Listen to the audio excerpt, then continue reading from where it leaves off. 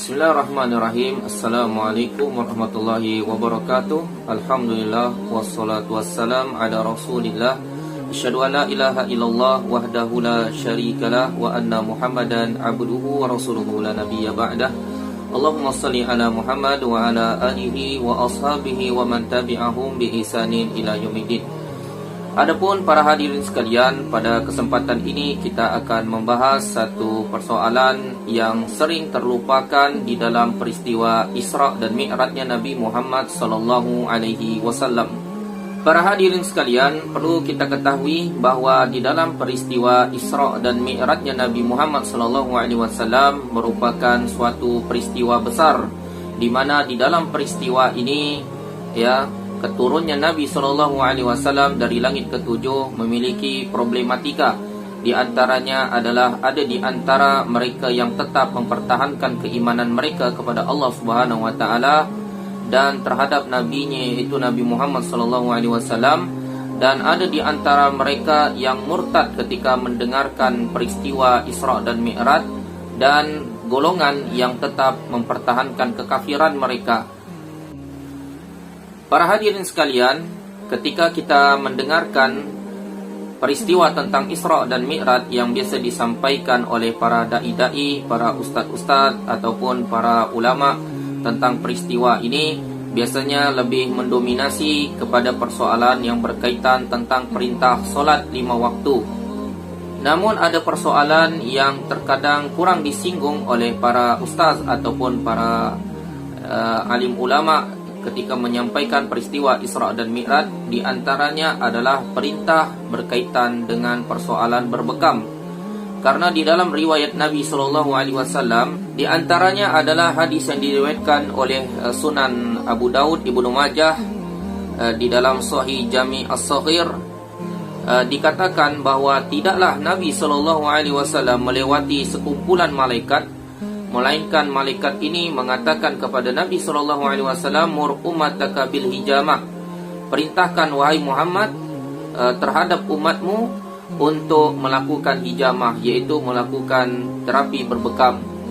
Jadi para hadirin sekalian, di samping Nabi SAW mendapatkan perintah untuk melaksanakan solat 5 waktu sehari semalam yang kemudian disampaikan kepada umat beliau, namun persoalan yang sering terlupakan atau jarang disampaikan adalah perintah untuk melakukan terapi berbekam. Karena berbekam adalah salah satu upaya mengeluarkan unsur-unsur negatif, di antaranya adalah cairan interstisial yang memang tidak dibutuhkan oleh tubuh, dikeluarkan melalui terapi berbekam. Dan di mana bekam ini, kata Nabi SAW, adalah salah satu terapi kesehatan yang direkomendasikan oleh Nabi SAW.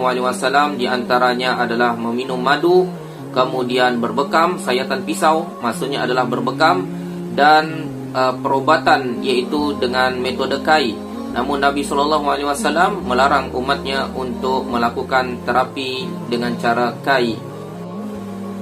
Oleh karena itu, para hadirin sekalian, dalam peristiwa Isra Mi'raj ini berkaitan tentang persoalan pelaksanaan solat yang diperintahkan, begitu juga dengan perintah kepada umat untuk berbekam.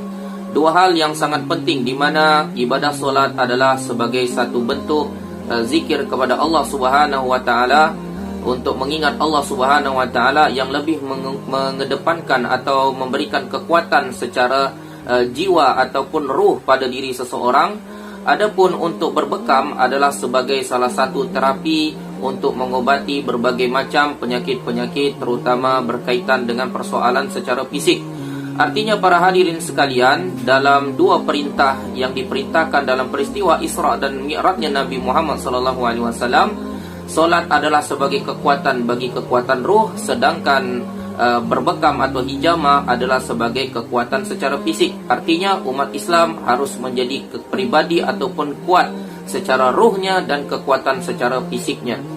Para hadirin sekalian, dikatakan bahwa solat ini sebagai adalah kekuatan untuk membangun kekuatan ruh, karena solat ini adalah sebagai zikir kepada Allah Subhanahu wa taala, sebagai upaya untuk mengingat Allah Subhanahu wa taala. Karena dengan mengingat Allah Subhanahu wa taala akan memberikan ketenangan, memberikan ketentraman di dalam hati orang-orang yang beriman.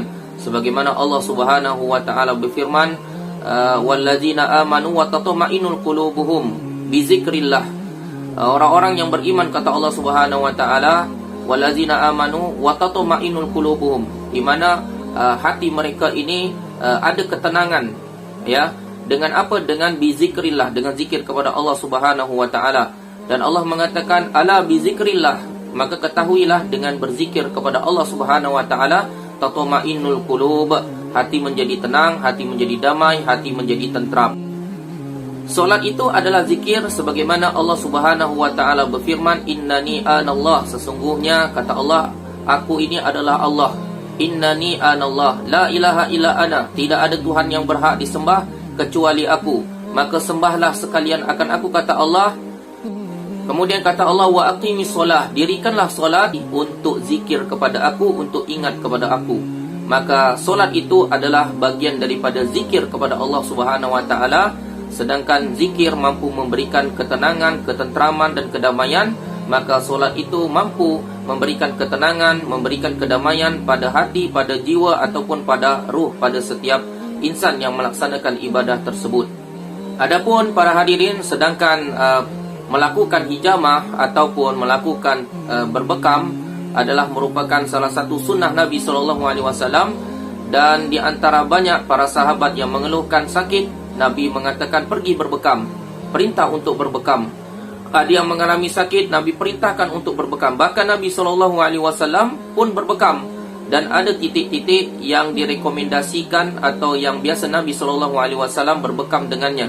Ini menunjukkan bahwasanya pentingnya bekam di dalam kehidupan kita. Dan ada pun sunnah di dalam berbekam, ada waktu-waktu yang terbaik untuk melakukan pembekaman. Di antaranya adalah bekam pada tanggal-tanggal 17, 19, 21 pada bulan Hijriah. Demikian para hadirin sekalian yang bisa disampaikan. Semoga sunnah berkaitan tentang masalah berbekam ini menjadi sesuatu hal yang diingatkan kembali kepada kaum muslimin, bahawa Nabi SAW ketika melakukan peristiwa Isra dan Mi'raj, ketika beliau dimi'rajkan, perintah yang tidak hanya beliau dapatkan dalam perintah ibadah solat 5 waktu, melainkan adalah perintah untuk berbekam. Dan ini juga merupakan kado ataupun oleh-oleh yang Nabi SAW dapatkan untuk disampaikan kepada umat beliau dan dilaksanakan amalan tersebut, karena pastinya bekam adalah sebagai pengobatan langit yang sangat direkomendasikan. Demikian yang bisa disampaikan, semoga bermanfaat bagi kita semua. Wassalamualaikum warahmatullahi wabarakatuh.